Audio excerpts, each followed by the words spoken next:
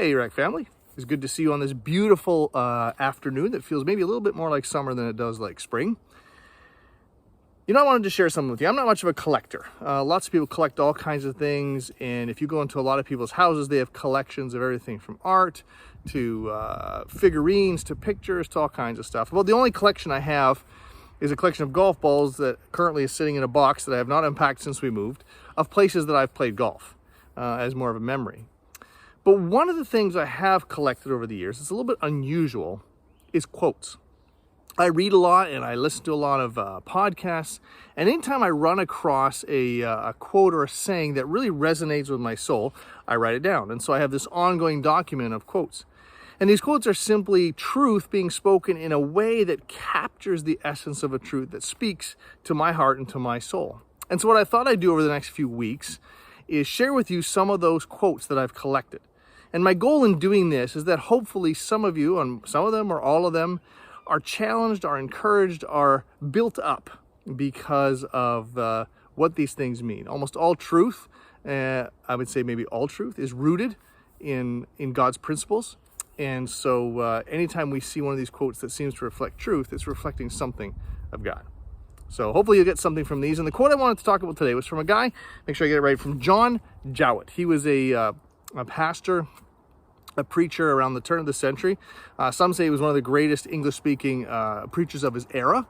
And he had this quote, which really resonated with me. And I'm going to give it to you twice, just to make sure that we understand what it is we're talking about. And it goes like this: "It is possible to evade a multitude of sorrows by the cultivation of an insignificant life." You catch that? It is possible to evade a multitude of sorrows by the cultivation of an insignificant life. Most of us would prefer to evade sorrows. We don't like sorrows. We don't like being hurt. We don't like being sad. We don't like these things. And for many of us, we choose to live that way because of something that's happened in our past. I mean, we choose not to speak up because we spoke up that one time and we were made to feel really stupid, and we think, I'm not doing that again. We took a risk with money and we ended up on the negative end of things, and so we say, I'm not risking my security again. We tried to make ourselves visible at work, ended up getting fired, and thought, I'm just going to keep my head down and never be visible again. We took a chance in a relationship that ended up hurting us so deeply, we decided, I'm going to keep the walls up. I'm actually not going to let myself be at risk because I don't want to be hurt again. We see someone in our family die, and so we live with a preoccupation with safety and with wanting to make sure that we don't have to suffer through that kind of agony again and more. And as I think of that quote, I wonder, there's nothing wrong with planning, there's nothing wrong with wise decisions and living that way, but I wonder sometimes if what's masquerading as wisdom is actually living a life of fear. A fear that says, hey, I have to protect myself from unwanted hurts, and so I will not take any risks that might cause those things to happen.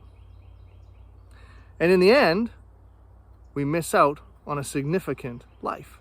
Because that relationship that we could have actually made a difference in, we didn't, because we didn't speak up. The difference we could have made at our work, we did not, because we chose to stay quiet. The relationship we could have enjoyed or really experienced, we didn't, because we decided to withdraw.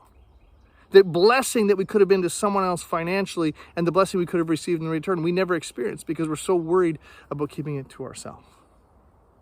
It reminds me of the words of Jesus. Because, of course, Jesus knew all these things. And he told his followers to not fear, don't worry, but put God's kingdom first, and then you can worry about all the rest. And so I wonder, for us, if there is some part of us that chooses daily to evade these sorrows, to keep them at bay, by the day-by-day choices that we make, to cultivate a life of safety, a life that in the end is insignificant and has no lasting value. Now, the challenge to me is to not live like this, to take risks, faith-filled risks, to follow the Spirit, to do the things that he puts in front of me and causes me to want to do, and to do it without regard for consequences. Because I would rather have a multitude of sorrows, but live a life of significance that when I'm dead, I stand in front of my Savior and he says, well done, good and faithful servant, come and share in my joy, in my happiness. May we never be people that choose to live an insignificant life in order to evade a multitude of sorrows. I'll talk to you all next week as we look at quote number 2.